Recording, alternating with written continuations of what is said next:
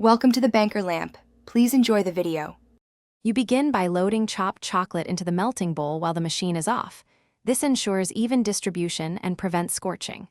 Once done, plug in and select the low heat program, 40 degrees C for couverture or 45 degrees C for compound, because chocolate's fat crystals melt at specific temperatures. Make sure to engage gentle stirring. Constant motion keeps temperature uniform and prevents hot spots. You'll hear the motor. If it's noisy, slow the stir setting to avoid aeration that can dull shine. Continue by watching the built-in thermometer and keeping the bowl within 1 degree of your target because small swings ruin temper. Once the chocolate is mostly liquefied, increase stir briefly for 10 to 20 seconds to break any remaining granules, then return to gentle circulation to avoid introducing air.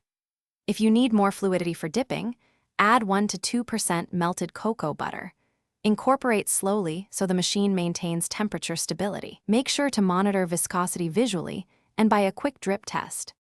To finish, lower to the working temperature, around 31 to 32 degrees for dark chocolate and 29 to 30 degrees for milk or white, because proper working temp preserves gloss and snap. Once at temp, switch to warm hold and transfer quickly to molds or tempering table. Make sure to cover the bowl to stop condensation and protect from humidity. If chocolate seizes or thickens, don't panic.